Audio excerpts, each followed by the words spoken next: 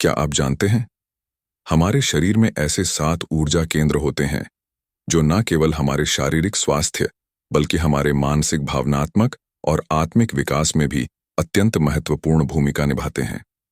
इन्हें चक्र कहा जाता है और आज ज्ञान की आवाज पर हम आपको लेकर चल रहे हैं, एक ऐसी आंतरिक यात्रा पर जहां आप सीखेंगे कि कैसे मात्र 30 मिनट में इन 7 चक्रों को जागृत किया जा सकता है। ये कोई सामान्य प्रक्रिया नहीं है, ये एक अनुभूति है, एक गहन अनुभव जो आपकी चेतना को भीतर से झकझोर सकता है। परमहंस योगानंद, जिनका नाम लेते ही आत्मिक शांति और दिव्यता की अनुभूति होती है, उन्होंने बार बार इस बात पर जोर दिया कि जब तक मानव अपने भीतर स्थित इन सूक्ष्म शक्तियों को नहीं पहचानता, तब तक उसकी आत्मा अधूरी ही रहती है।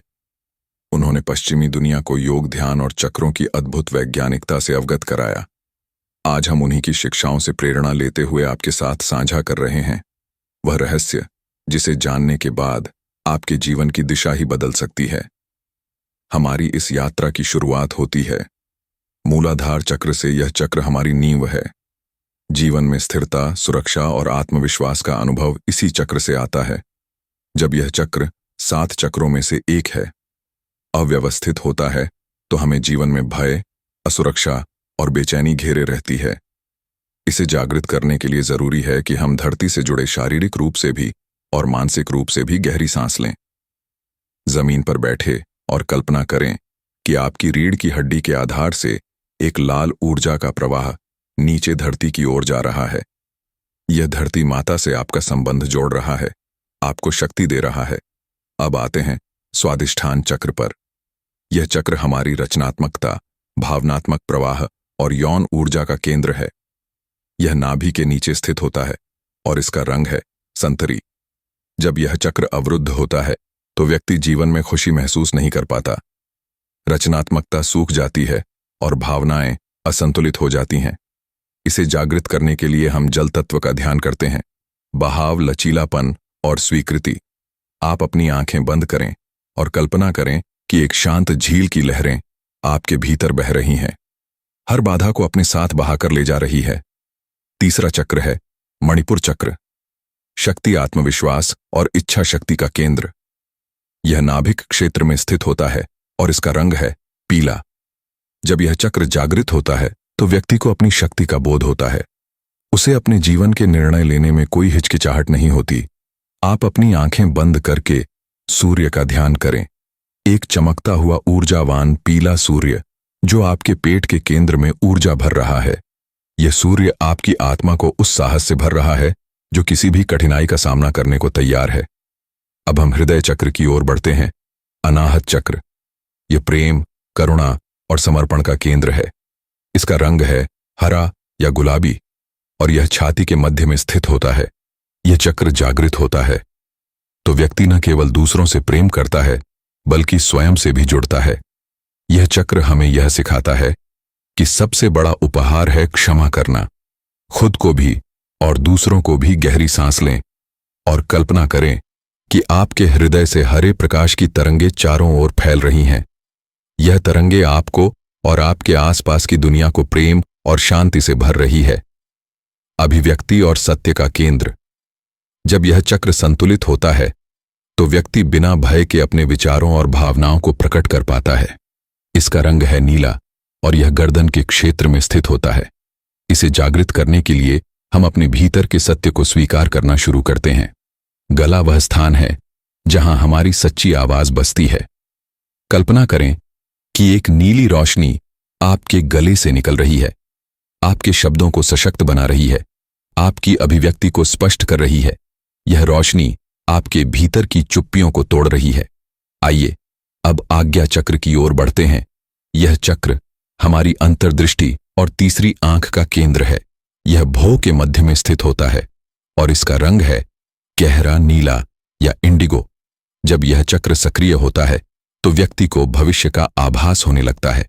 उसकी अंतर्ज्ञान शक्ति जागृत होती है।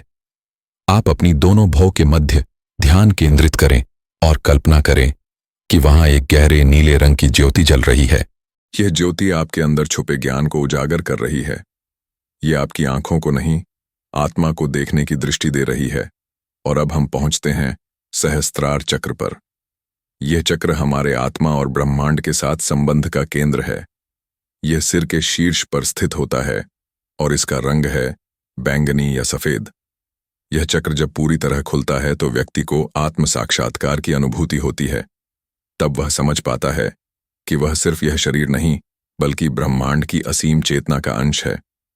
ध्यान की गहराई में जाएं और महसूस करें कि एक सफेद प्रकाश आपके सिर के ऊपर से होकर पूरे शरीर में फैल रहा है। यह प्रकाश आपको ब्रह्मांड से जोड़ रहा है। यह प्रकाश आपको मुक्त कर रहा है, भ्रमों से, सीमाओं से और दुखों से। अब आप थोड़ा रुके, गहरी सांस लें। क्या आपने इस 30 मिनट की साधना में अपने भीतर कुछ बदला हुआ महसूस किया? क्या आपके शरीर में कंपन है? क्या मन शांत है? क्या आंखों में नमी है?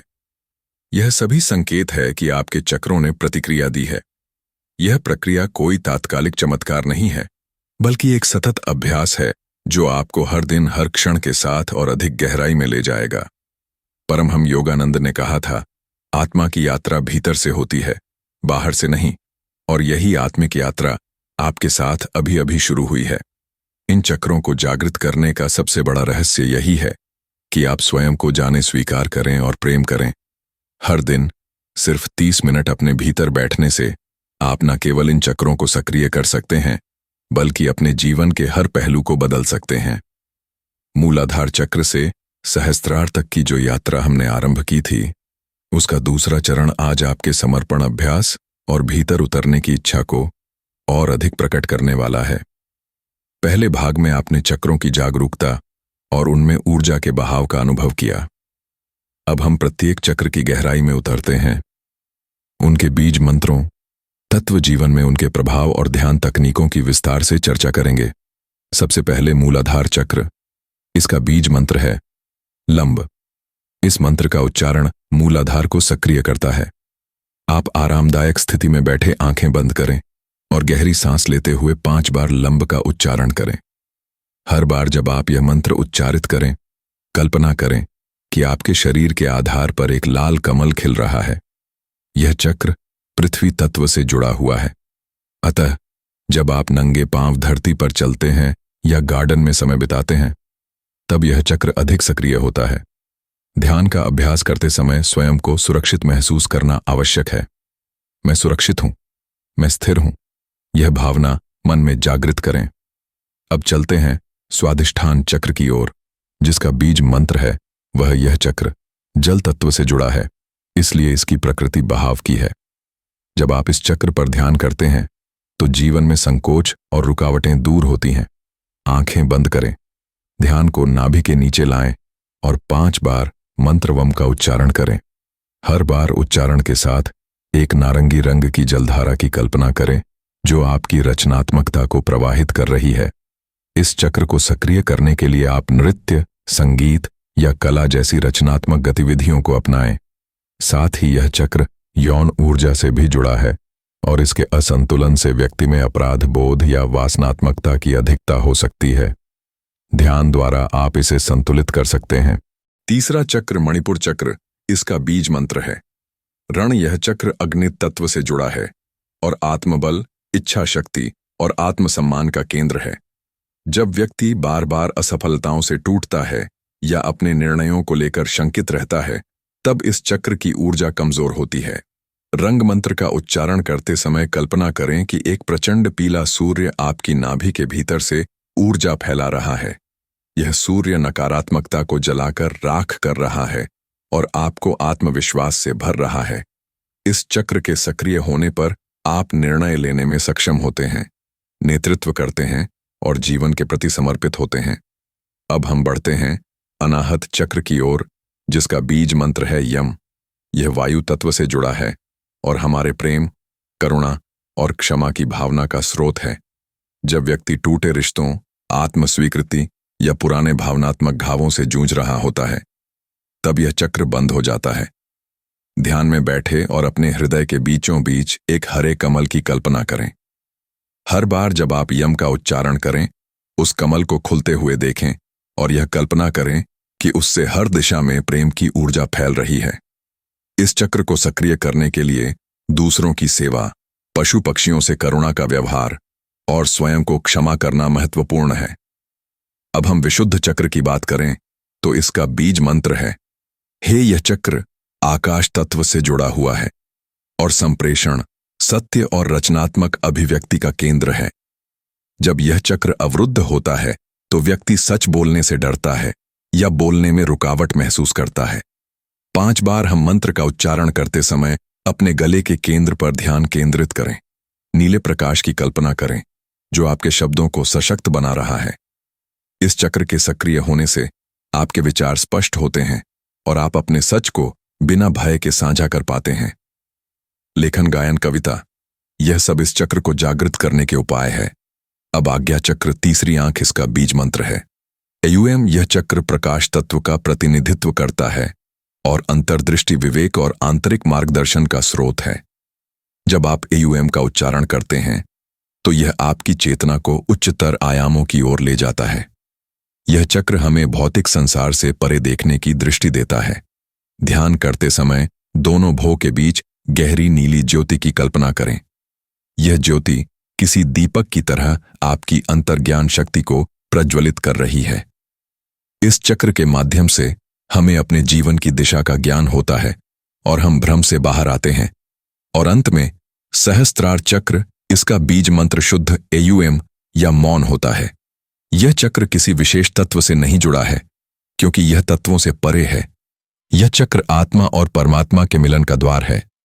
जब यह चक्र खुलता है तो व्यक्ति स्वयं को संपूर्ण ब्रह्मांड के साथ एकता में महसूस करता है। ध्यान की सर्वोच्च अवस्था यही पहुंचती है। सिर के शीर्ष पर सफेद या बैंगनी प्रकाश की कल्पना करें जो ऊपर से ब्रह्मांडीय ऊर्जा को खींचकर आपके पूरे शरीर में प्रवाहित कर रहा है। इस ऊर्जा का कोई अंत नहीं है। यह प्रेम, चेतना और अनंत शांति का स्रोत है। हर चक्र का अपना एक बीज मंत्र, तत्व, रंग और प्रकृति है। जब हम ध्यानपूर्वक इन सभी पहलुओं पर काम करते हैं तो हमारा ऊर्जा तंत्र न केवल संतुलित होता है बल्कि शक्तिशाली भी बनता है। यह प्रक्रिया हमें अपने भीतर छुपे उस दिव्य स्वरूप तक पहुंचने में सहायक बनती है जिसे हम अक्सर बाहरी संसार में ढूंढते रहते हैं। चक्र साधना सिर्फ एक मानसिक अभ्यास नहीं है, यह एक जीवंत यात्रा है। भीतर से स्वयं को देखने, स्वीकारने और रूपांतरित करने की। अगर आप रोजाना इन बीज मंत्रों और ध्यान तकनीकों के साथ अभ्यास करें तो केवल 30 मिनट में ही आप अपने भीतर एक स्पष्ट परिवर्तन देख सकते हैं। यह परिवर्तन केवल भावनात्मक नहीं होते बल्कि शारीरिक ऊर्जा, मानसिक स्पष्टता और आध्यात्मिक उन्नति के रूप में प्रकट होते हैं। यह दूसरा चरण आपको एक प्रैक्टिकल मार्गदर्शन देता है ताकि आप केवल ज्ञान प्राप्त न करें बल्कि उसे अपने अनुभव में ला सके। अब यह आप पर निर्भर है, क्या आप केवल सुनेंगे या साधना की इस दिव्य यात्रा को रोजाना जीना शुरू करेंगे। अगली कड़ी में हम जानेंगे कि कैसे चक्र संतुलन जीवन में संघर्ष और रोगों का कारण बनते हैं और कैसे इन्हें ऊर्जा, उपचार, मंत्र, भोजन और जीवन शैली के माध्यम से संतुलित किया जा सकता है। जब तक हम फिर से मिले, ध्यान करते रहे, मंत्रों का जाप करते रहे और अपने भीतर की उस ज्योति को जगाते रहे जो हमेशा आपके साथ है। आप ऊर्जा हैं, आप चेतना है, आप ब्रह्मांड का ही प्रतिबिंब है। जब हम चक्रों को जागृत करते हैं तो केवल ध्यान और मंत्रों के माध्यम से नहीं बल्कि जीवन शैली और ऊर्जा संतुलन की संपूर्ण प्रक्रिया से गुजरते हैं। भाग 3 में हम यह समझेंगे कि चक्रों में असंतुलन क्यों उत्पन्न होता है, उसके क्या लक्षण होते हैं और किन उपायों से हम इस असंतुलन को दूर कर सकते हैं। यह वह ज्ञान है जो केवल साधना में नहीं बल्कि दिनचर्या के हर कार्य में प्रयोग किया जा सकता है। मूलाधार चक्र में असंतुलन के लक्षण हैं: अत्यधिक भय, असुरक्षा की भावना, आर्थिक चिंताएं और जड़ता। यदि आपको बार बार लगता है कि जमीन खिसक रही है या आप कहीं टिक नहीं पा रहे तो यह संकेत है कि आपका यह चक्र संतुलन में नहीं है। उपाय क्या है? सबसे पहले शरीर को स्थिर करें। नियमित रूप से पैदल चलना, प्रकृति के संपर्क में रहना और लंब बीज मंत्र का अभ्यास करना। भोजन में प्रोटीन और जड़ वाली सब्जियां शामिल करना भी इस चक्र को संतुलन देता है। स्वादिष्ठान चक्र का असंतुलन व्यक्ति को भावनात्मक रूप से अस्थिर बना सकता है। कभी बहुत अधिक भावुक, कभी बिल्कुल भावशून्य रिश्तों में बार बार समस्याएं आना, रचनात्मकता में रुकावट या यौन कुंठाएं इस चक्र के अव्यवस्थित होने के संकेत हैं। उपाय है जल तत्व से जुड़ना, तैरना, स्नान, ध्यान, कॉन्शियस वेटिंग, जल की ध्वनियां सुनना और एवं बीज मंत्र का जाप करना। साथ ही जीवन में आनंद की स्वीकृति, गिल्ट फ्री प्लेजर इस चक्र को पोषण देता है। मणिपुर चक्र यदि संतुलन में नहीं हो तो व्यक्ति को आत्मसंदेह, क्रोध और नियंत्रण की प्रवृत्ति घेर लेती है। यह चक्र आत्मबल से जुड़ा है और यदि आत्मबल डगमगाए तो निर्णय लेने की क्षमता भी प्रभावित होती है। उपचार के लिए सूर्य स्नान, सन बेटिंग प्राणायाम और पीले रंग के वस्त्र पहनना लाभदायक होता है। रंबीज मंत्र और ब्राह्मणी प्राणायाम मणिपुर चक्र के लिए अमृत समान है। अनाहत चक्र का असंतुलन हृदय को बंद कर देता है, क्षमा करना कठिन हो जाता है और पुरानी भावनाएं दिल को बोझिल कर देती हैं। इसके प्रभाव स्वरूप व्यक्ति आत्मप्यार नहीं कर पाता और दूसरों से भी कटने लगता है। उपाय है प्रेम का अभ्यास, सेवा करना, कृतज्ञता व्यक्त करना, हरे रंग के वस्त्र और भोजन और यम बीज मंत्र का जाप इस चक्र को खोलते हैं। साथ ही भावनात्मक डायरी रखना और प्रतिदिन खुद से एक सकारात्मक संवाद करना भी उपयोगी सिद्ध होता है। विशुद्ध चक्र असंतुलित होने पर व्यक्ति या तो अधिक बोलता है या कुछ कह ही नहीं पाता। झूठ बोलने की आदत या हमेशा सही साबित होने की कोशिश इस चक्र के रुकने के संकेत है। इसे संतुलित करने के लिए मौन का अभ्यास करें। सचेत मौन, माइंडफुल साइलेंस, नीला रंग शंख बजाना और हम बीज मंत्र का उच्चारण करें। लेखन और गायन जैसी अभिव्यक्तियां भी इस चक्र को पोषण देती हैं। आज्ञा चक्र जब अव्यवस्थित होता है तो व्यक्ति भ्रमित रहता है, निर्णय नहीं ले पाता, अंतर्ज्ञान पर भरोसा नहीं कर पाता। सिर दर्द, आंखों में जलन या अवास्तविक कल्पनाओं में खो जाना इसके लक्षण हैं। ध्यान, त्राटक और एयूएम मंत्र का उच्चारण इस चक्र को शुद्ध करता है। इलेक्ट्रॉनिक उपकरणों से दूरी और प्राकृतिक दृश्यों का दर्शन भी इसे शक्ति देता है। साथ ही नींद की गुणवत्ता बेहतर बनाना अत्यंत आवश्यक है। सहस्त्रार चक्र का असंतुलन व्यक्ति को आत्मविक या आत्मविस्मृत कर सकता है। कभी वह अत्यधिक आध्यात्मिक बन जाता है तो कभी बिल्कुल नास्तिक। यदि व्यक्ति में जीवन का उद्देश्य धुंधला पड़ गया है तो यह संकेत है कि उसका मुकुट चक्र अव्यवस्थित है। उपाय है मौन ध्यान, एयूएम के साथ मौन में उतरना और भक्ति का अभ्यास, आभार प्रकट करना। ग्रेटिट्यूड जर्नलिंग इस चक्र के लिए श्रेष्ठ औषधि है। हर चक्र के असंतुलन को पहचानना आत्म जागरूकता की पहली सीढ़ी है। हम तब तक कुछ नहीं सुधार सकते जब तक हम स्वीकार नहीं करते कि हमें सुधार की आवश्यकता है। चक्रों की चिकित्सा केवल तांत्रिक अभ्यास नहीं बल्कि जीवन की एक वैज्ञानिक और आध्यात्मिक समझ है। आप क्या खाते हैं, कैसा सोचते हैं, कैसे सोते हैं, किन लोगों के साथ समय बिताते हैं, यह सब आपके ऊर्जा चक्रों को प्रभावित करते हैं। इसलिए अपनी साधना के साथ साथ अपने जीवन की छोटी छोटी आदतों पर ध्यान दें। यही आदतें मिलकर चक्रों की ऊर्जा को बनाती या बिगाड़ती हैं। अगली कड़ी में हम जानेंगे कैसे इन चक्रों को स्थायी रूप से संतुलित रखा जाए। किन मंत्रों, मुद्राओं और जीवन शैली परिवर्तनों से आप एक स्थिर और ऊर्जावान जीवन जी सकते हैं। तब तक अपने भीतर की ऊर्जा को प्रेम, जागरूकता और अभ्यास से पोषित करते रहे। आप ऊर्जा है, अनंत, दिव्य और जागृत करने योग्य। स्थायी चक्र संतुलन की यात्रा केवल साधना तक सीमित नहीं होती। यह जीवन के हर पल में बहती ऊर्जा को जागरूकता से जीने की कला है। जब हम हर दिन के छोटे छोटे कार्यों में अपने चक्रों का ध्यान रखते हैं तभी हम दीर्घकालीन संतुलन की ओर बढ़ते हैं। मूलाधार चक्र को स्थिर करने के लिए सुबह उठते ही जमीन को नंगे पांव छूना एक अत्यंत शक्तिशाली अभ्यास है। यह पृथ्वी तत्व से जुड़ने का सरल माध्यम है। साथ ही 10 मिनट का गहरी सांसों के साथ लम मंत्र का जाप करना आपको आधार देता है। आहार में लाल रंग की चीजें जैसे चुकंदर, टमाटर या मसूर दाल शामिल करना इस चक्र को ऊर्जा देता है। स्वादिष्ठान चक्र को संतुलित रखने के लिए प्रतिदिन कम से कम एक ऐसा कार्य करें जो आपको आनंद दे। चाहे वह संगीत हो, चित्र बनाना हो या केवल किसी प्याले से चाय का स्वाद लेना, व मंत्र का उच्चारण करते हुए गहरी श्वास लें और पेट के निचले हिस्से में ऊर्जा का प्रवाह महसूस करें। संतरा, तरबूज और नारियल जल जैसे जल प्रधान आहार इस चक्र को पोषण देते हैं। मणिपुर चक्र को सशक्त बनाने के लिए सूर्य को नमस्कार करें। यह अग्नि तत्व को सक्रिय करता है। रम मंत्र के साथ कपालभाति प्राणायाम करें। हल्दी, अदरक और नींबू जैसे गर्म प्रभाव वाले पदार्थ इस चक्र को संतुलन में रखते हैं। साथ ही दिन में एक निर्णय अवश्य लें, चाहे वह छोटा ही क्यों ना हो, जिससे आपका आत्मविश्वास बढ़े। अनाहत चक्र के लिए सबसे शक्तिशाली अभ्यास है क्षमा।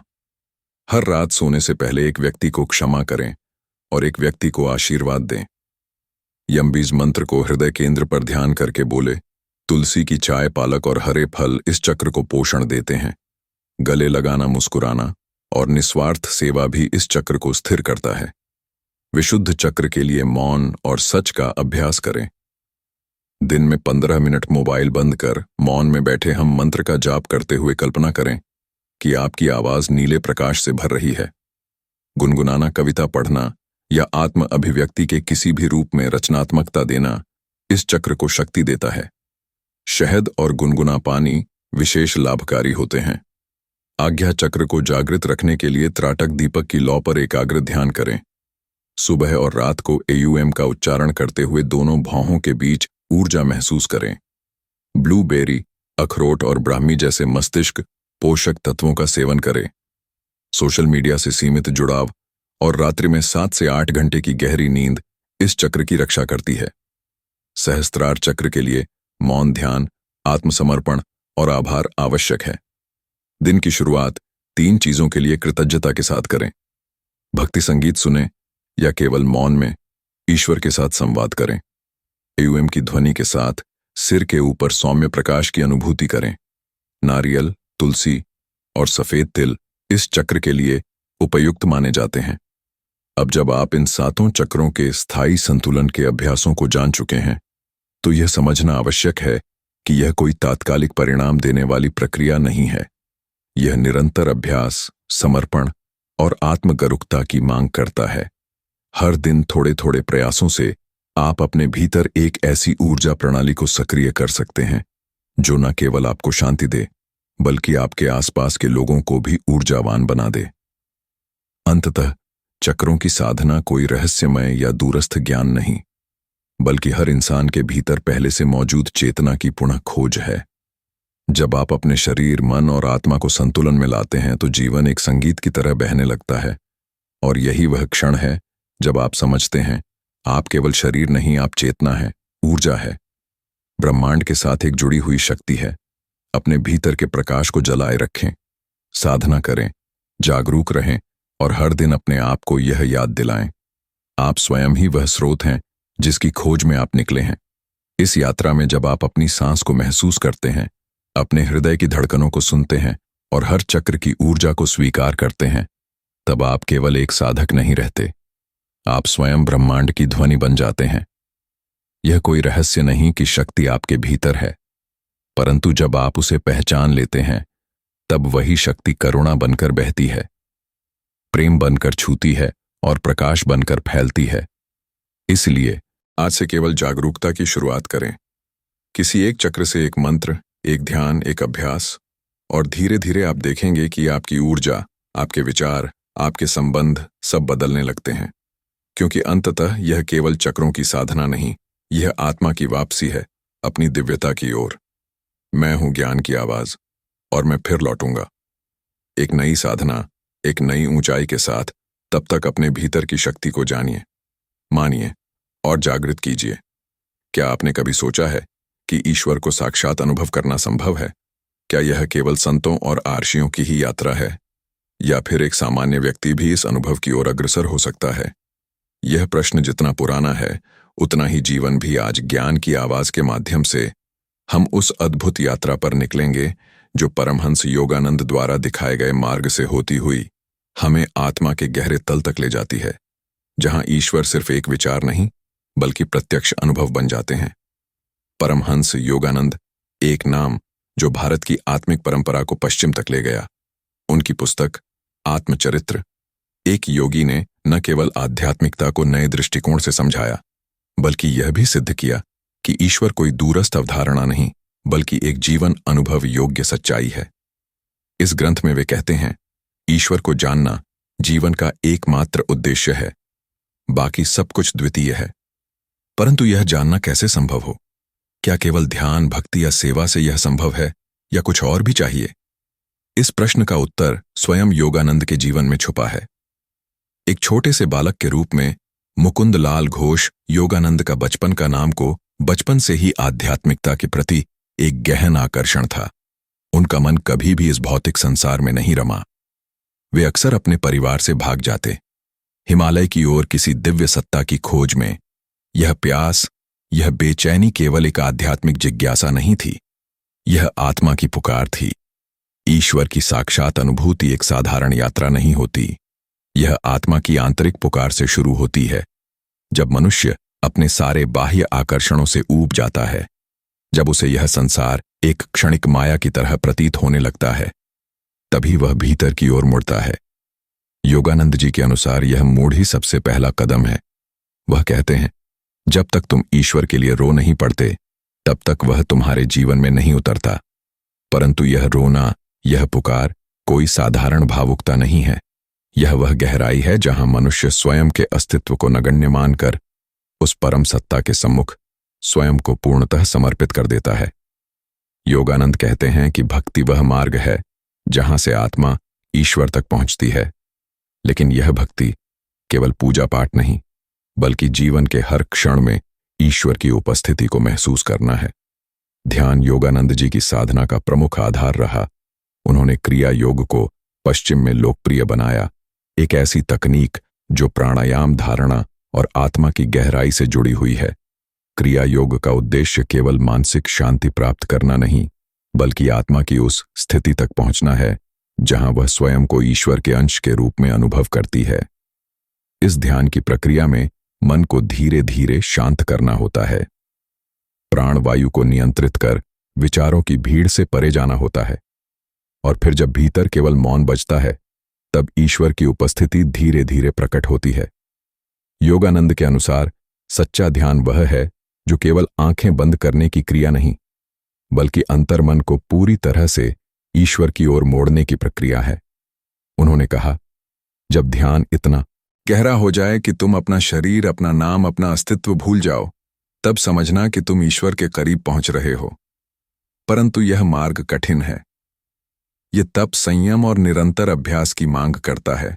हर दिन ध्यान करना, हर दिन उस दिव्यता को बुलाना, और भले ही उत्तर ना मिले फिर भी बुलाना, यही समर्पण है और यही योगानंद के अनुसार सच्चे साधक की पहचान है। योगानंद जी ने एक बहुत ही सुंदर दृष्टांत दिया। एक चातक पक्षी का वह पक्षी केवल स्वाति नक्षत्र की बूंदों को ही पीता है, चाहे वह प्यासा मर जाए, लेकिन वह कभी सामान्य पानी नहीं पीता। उसी तरह साधक को भी केवल ईश्वर की अनुभूति की प्यास होनी चाहिए, और जब यह प्यास सच्ची हो जाती है, तब ईश्वर की कृपा स्वतः बरसने लगती है। एक दिन योगानंद अपने गुरु श्री युक्तेश्वर गिरी के साथ बैठे थे। उन्होंने पूछा, गुरुदेव, क्या आप ईश्वर को साक्षात देखते हैं?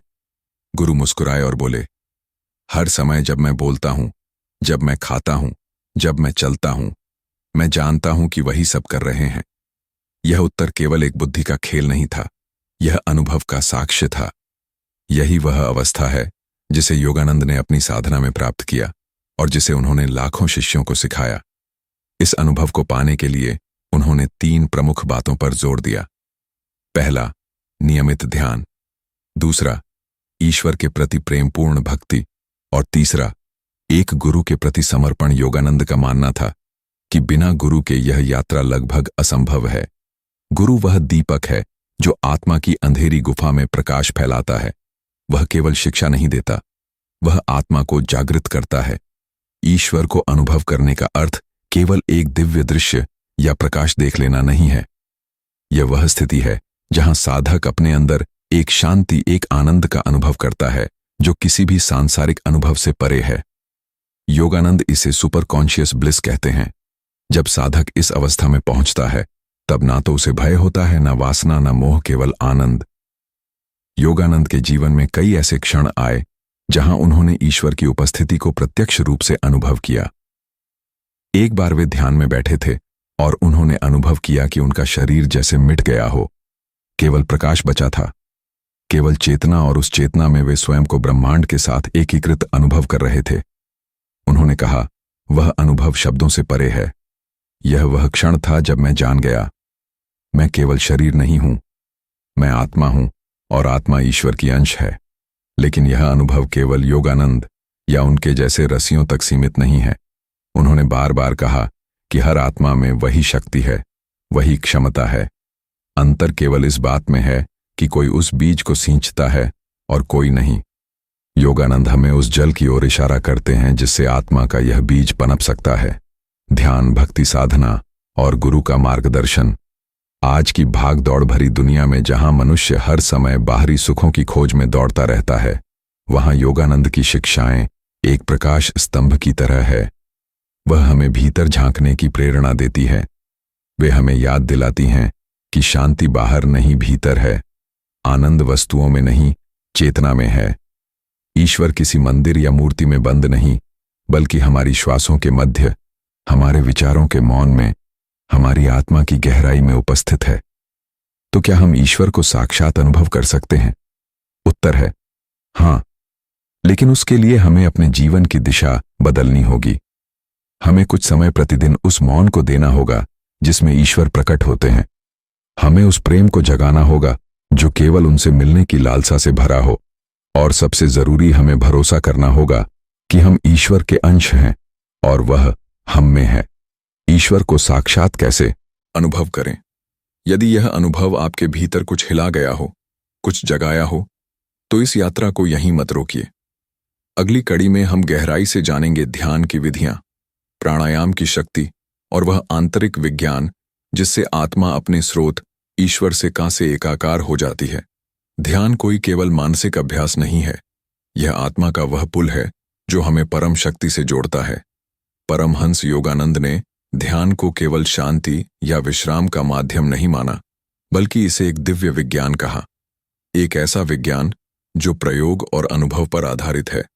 पिछले अनुभाग में हमने जाना कि ध्यान की आवश्यकता क्यों है। अब हम समझेंगे कि वास्तव में यह क्रिया कैसे की जाती है और कैसे यह हमारी चेतना को ईश्वर की चेतना से मिलाती है। योगानंद द्वारा सिखाई गई क्रिया योग तकनीक किसी साधारण ध्यान पद्धति से बहुत ऊपर है। इसमें प्राण लाइफ फोर्स का नियंत्रण मुख्य होता है, क्योंकि मन और प्राण दोनों गहराई से जुड़े हुए हैं। जब प्राण को नियंत्रित किया जाता है, तब मन स्वतः स्थिर हो जाता है। योगानंद ने कहा, प्रत्येक श्वास के साथ तुम अपने जीवन की ऊर्जा को बाहर फेंकते हो। जब तुम इसे रोकते हो और उसे अंतर की ओर मोड़ते हो, तभी तुम आत्मा की वास्तविकता में प्रवेश करते हो। ध्यान की शुरुआत मौन से होती है, लेकिन वह मौन केवल बाहरी शांति नहीं है, यह वह गहराई है जहां विचार भी शांत हो जाते हैं। एक सामान्य साधक के लिए यह बहुत कठिन प्रतीत हो सकता है, लेकिन अभ्यास से यह संभव है। योगानंद कहते हैं कि जैसे कोई नदी अपनी गहराई में जाकर शांत हो जाती है, वैसे ही मन भी अभ्यास के द्वारा अपनी मूल स्थिति शांति में लौट आता है। प्रथम चरण होता है सही आसन और श्वसन की तैयारी। रीढ़ की हड्डी सीधी, मन सतर्क और शरीर स्थिर। फिर शुरू होता है गहरी और नियंत्रित श्वास, जो प्राणायाम का पहला रूप है। यह प्राणायाम मन को इधर उधर भटकने से रोकता है और उसे एकाग्र करता है। इसके बाद जब श्वास शांत हो जाती है, तो ध्यान की वास्तविक यात्रा शुरू होती है। भीतर की ओर आंखें बंद, लेकिन दृष्टि भ्रुकुटी केंद्र पर। योगानंद इसे स्पिरिचुअल आई या कूटस्थ चैतन्य कहते हैं। यह वही स्थान है जहां साधक को प्रकाश रंग और अंततः दिव्य ज्योति के दर्शन होते हैं। यह कोई कल्पना नहीं, बल्कि एक यथार्थ अनुभव है जो लाखों साधकों ने किया है। ध्यान के इस गहरे अभ्यास में एक अवस्था आती है ध्याना। यह वह स्थिति है जब ध्यान करने वाला और ध्यान का विषय दोनों एक हो जाते हैं, जब साधक और ईश्वर के बीच कोई भेद नहीं रहता, जब तुम स्वयं को ईश्वर के आलोक से भरपूर अनुभव करने लगते हो। योगानंद कहते हैं, उस अवस्था में आनंद ऐसा होता है कि वह संसार के किसी भी सुख से परे होता है। पर यह सब बिना एक गुरु के कठिन है। एक सच्चा गुरु न केवल पथ दिखाता है, वह तुम्हारी चेतना को ऊपर उठाता है। योगानंद ने कहा, गुरु ही ईश्वर का जीवंत प्रतिनिधि होता है। वह तुम्हारे कर्मों को भस्म कर तुम्हें ईश्वर तक पहुंचाता है। इसलिए गुरु के साथ संबंध केवल भक्ति का नहीं, चेतना का संबंध होता है। अब प्रश्न उठता है, क्या हम भी यह अनुभव कर सकते हैं? क्या कोई सामान्य व्यक्ति जो कामकाज में व्यस्त है, वह भी ईश्वर से मिल सकता है? योगानंद का उत्तर है, हाँ। उन्होंने जीवन भर यही सिखाया कि कोई भी चाहे वह किसी भी स्थिति में हो, यदि वह नियम पूर्वक ध्यान करें, ईश्वर के प्रति प्रेम रखें और गुरु के मार्ग का अनुसरण करें, तो वह अवश्य ही ईश्वर के साक्षात अनुभव को प्राप्त कर सकता है। उन्होंने इसे एक बहुत ही व्यावहारिक रूप में समझाया। जैसे तुम प्रतिदिन भोजन करते हो, वैसे ही आत्मा के पोषण के लिए प्रतिदिन ध्यान करना जरूरी है। उन्होंने कहा, यदि तुम प्रतिदिन थोड़े समय के लिए भी गहराई से ध्यान करो, तो ईश्वर को अनुभव करना केवल समय की बात है। साधक के लिए सबसे बड़ा शत्रु है आलस्य और संदेह। जब हम ध्यान में बैठते हैं और कुछ विशेष नहीं होता, तो हम सोचते हैं यह व्यर्थ है। लेकिन योगानंद हमें सावधान करते हैं। ईश्वर तुरंत नहीं प्रकट होते, क्योंकि हमारी चेतना तुरंत तैयार नहीं होती। यह जैसे कोई बीज हो जो तुरंत फल नहीं देता, उसे पानी, धूप और समय देना होता है। वैसे ही ध्यान भी एक खेती है। आत्मा की जब साधक धैर्य और प्रेम से इस ध्यान की खेती करता है, तो एक दिन ऐसा आता है जब उसका हृदय स्वतः आनंद से भर उठता है। वह अनुभव करता है, कोई भीतर बोल रहा है, कोई भीतर मुस्कुरा रहा है, कोई भीतर है जो कभी दूर नहीं गया था। यही है ईश्वर की पहली साक्षात अनुभूति। वह न प्रकाश के रूप में आती है, न शब्दों में वह आती है। एक आंतरिक मौन सुख के रूप में, जिसे तुम कभी खोना नहीं चाहते। जब यह अनुभव बार बार होने लगता है, तब साधक की चेतना स्थायी रूप से परिवर्तित हो जाती है। वह संसार में रहता है, लेकिन संसार में नहीं फंसता। वह कार्य करता है, लेकिन कर्म का बंधन नहीं होता। उसका जीवन स्वयं एक ध्यान बन जाता है। योगानंद कहते हैं, वह साधक ही सच्चा है जो ईश्वर को अपने भीतर रखकर संसार में कार्य करता है। एक बार किसी ने योगानंद से पूछा, क्या ईश्वर को एक बार देखने के बाद फिर खो भी सकते हैं? उन्होंने उत्तर दिया, हाँ, यदि तुम्हारा मन फिर माया की ओर मुड़ जाए। इसीलिए ध्यान केवल प्राप्ति नहीं, उसकी रक्षा भी है। यह एक सतत प्रेमपूर्ण संबंध है। एक बार जिसे प्राप्त किया, उसे प्रतिदिन निभाना होता है। इसलिए ध्यान को केवल एक कार्य ना बनाएं, उसे प्रेम बनाएं। योगानंद ने कहा, ईश्वर को खोजो जैसे कोई अपनी खोई हुई मां को खोजता है, तभी वह तुम्हें मिलेगा। हमने जाना, ध्यान केवल अभ्यास नहीं, प्रेम और धैर्य की पराकाष्ठा है। यदि तुम्हारे भीतर सच्ची लालसा है, तो यह पथ कठिन नहीं बल्कि सबसे सुंदर पथ बन जाता है। ध्यान रहे, ईश्वर दूर नहीं है, वह तुम्हारे भीतर है। बस उसे अनुभव करने के लिए तुम्हें अपने विचारों के पर्दे को हटाना है, और जब वह हटेगा, तो जो तुम पाओगे वह शब्दों से परे केवल आत्मा से ही समझा जा सकता है। जब हम ध्यान और भक्ति की बात करते हैं, तो अक्सर यह सोचते हैं कि इसके लिए एकांत चाहिए, विशेष समय चाहिए और संसार से विरक्ति चाहिए। लेकिन परमहंस योगानंद की शिक्षाएं इससे एक कदम आगे जाती है। वे कहते हैं कि जीवन के साधारण कार्य भी ईश्वर की उपासना बन सकते हैं, यदि उन्हें सही भाव से किया जाए। ईश्वर केवल ध्यान कक्ष में नहीं, वे रसोई में, दफ्तर में, खेत में और सड़क पर भी उतनी ही उपस्थिति में है जितना किसी मंदिर या आश्रम में। योगानंद ने संसार को अस्वीकार नहीं किया, उन्होंने उसे एक तपोभूमि माना। उनका दृष्टिकोण था कि अगर तुम संसार में रहते हुए अपने हर कर्म को ईश्वर को समर्पित कर सको, तो वही कर्म साधना बन जाता है। वे कहते हैं, हर कार्य को भगवान के लिए करो, जैसे तुम उसे सीधे उन्हें अर्पण कर रहे हो। जब हम यह दृष्टिकोण अपनाते हैं, तब हमारा जीवन एक सतत ध्यान बन जाता है। सुबह उठना, स्नान करना, भोजन बनाना, नौकरी करना, यह सब रोजमर्रा के कार्य हैं। लेकिन यदि इन सबको करते समय भीतर ईश्वर की उपस्थिति का स्मरण बना रहे, तो यह सब आध्यात्मिक हो उठता है। योगानंद कहते हैं, जो साधक संसार में रहते हुए भी ईश्वर को नहीं भूलता, वही सच्चा योगी है। यह कोई कठिन बात नहीं है, पर इसके लिए जागरूकता चाहिए। हमें यह समझना होगा कि जीवन का कोई भी क्षण ईश्वर से अलग नहीं है। वे हर क्षण, हर कार्य, हर भावना में विद्यमान है। हमें केवल यह दृष्टि विकसित करनी है कि हम हर परिस्थिति में उनकी झलक देखें। उदाहरण के लिए, जब आप किसी को प्रेम पूर्वक भोजन परोसते हैं तो आप केवल सेवा नहीं कर रहे, आप ईश्वर की सेवा कर रहे हैं। जब आप ईमानदारी से अपना कार्य करते हैं तो आप केवल एक नौकरी नहीं निभा रहे, आप उस कर्म को एक पूजा बना रहे हैं।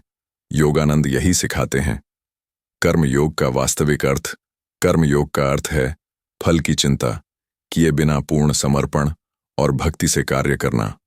श्री कृष्ण ने भी गीता में यही कहा था, कर्म करो, फल की चिंता मत करो। लेकिन योगानंद इसमें यह जोड़ते हैं कि कर्म करते समय ईश्वर का स्मरण बना रहे। जब यह स्मरण निरंतर हो जाता है तब साधक की चेतना ऊपर उठती है। तब संसार बंधन नहीं, एक साधन बन जाता है। एक बार एक साधक ने योगानंद से कहा, गुरुदेव, मुझे ध्यान में शांति नहीं मिलती, मेरा मन बहुत भटकता है।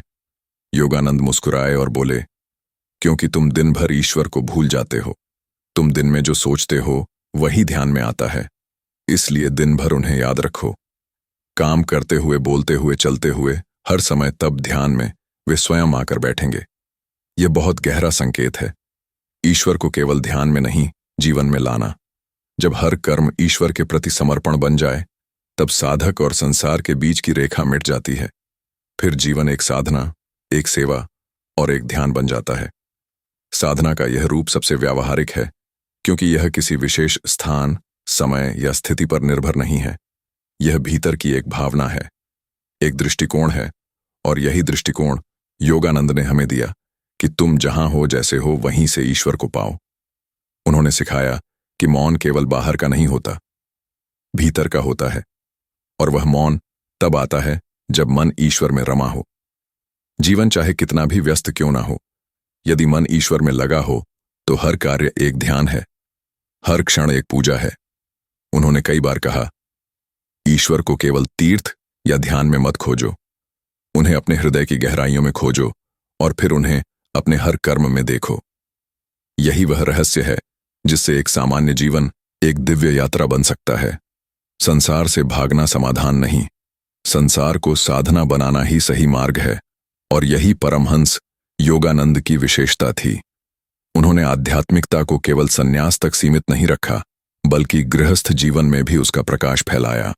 तो अगली बार जब आप कोई सामान्य कार्य करें, जैसे पानी पीना, दरवाजा खोलना, किसी से मुस्कुराकर बात करना, तो उसे इस भाव से करें कि वह भी एक पूजा है।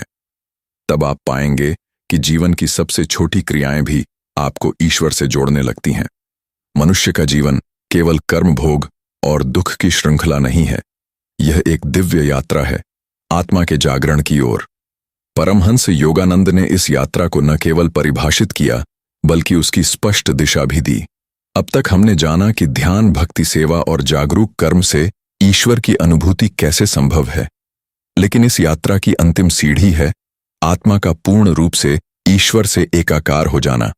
योगानंद इसे गॉड यूनियन कहते हैं। जब साधक की चेतना सीमित नहीं रहती, बल्कि वह ब्रह्मांडीय चेतना से मिल जाती है। यह अवस्था केवल किसी अनुभूति का चरम नहीं, बल्कि अस्तित्व की परिभाषा का परिवर्तन है। साधक अब स्वयं को शरीर, मन या पहचान के रूप में नहीं देखता। वह केवल चैतन्य है, केवल आनंद है, केवल प्रेम है। यह स्थिति केवल गुफाओं या हिमालय की शरण में नहीं मिलती।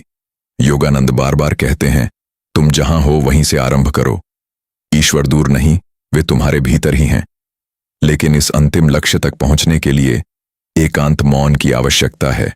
वह मौन जो बाहर से नहीं, भीतर से आता है। जब साधक पूरी तरह से भीतर उतर जाता है, विचारों की सतह को पार कर, इच्छाओं की गहराई से ऊपर उठकर, तब उसे आत्मा की आवाज सुनाई देती है।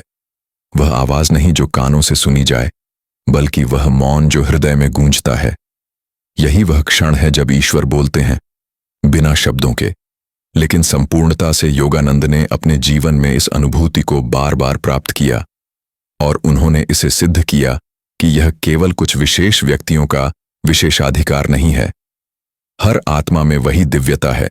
अंतर केवल इस बात में है कि कौन उस दीप को प्रज्वलित करता है और कौन अंधेरे में जीना स्वीकार कर लेता है। सच्चा साधक वह है जो भीतर के अंधकार से डरता नहीं, बल्कि उसे पार करता है। वह जानता है कि अंधकार केवल प्रकाश की अनुपस्थिति है, और ध्यान, भक्ति, सेवा और गुरु की कृपा यही वह दीपक है जो उस अंधकार को मिटाते हैं।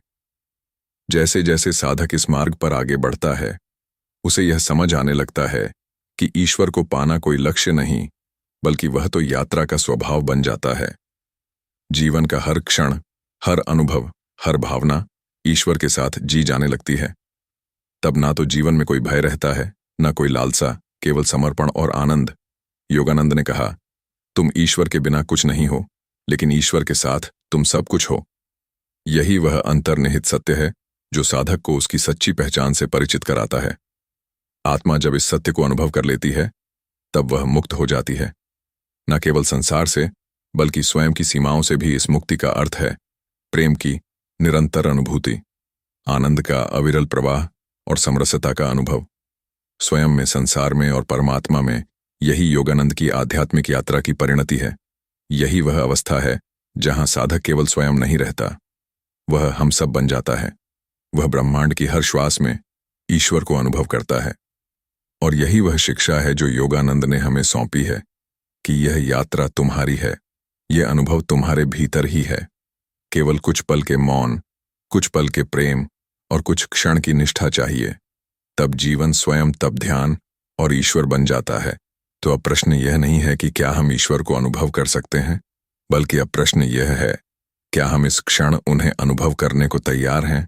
यही वह समापन है जो किसी अंत की नहीं, बल्कि एक नए आरंभ की ओर संकेत करता है, क्योंकि जहां आत्मा ईश्वर से मिलती है, वहीं से जीवन वास्तव में शुरू होता है। ज्ञान की आवाज के इस सफर में आपने जो भाव, जो ऊर्जा और जो मौन ग्रहण किया है, वह आपके जीवन में स्थायी प्रकाश बने, यही कामना है। ध्यान रखिए, ईश्वर कोई लक्ष्य नहीं, वे तुम्हारी श्वासों के बीच छिपे हैं। उन्हें बस महसूस करना है। हर पल, हर श्वास, हर कर्म में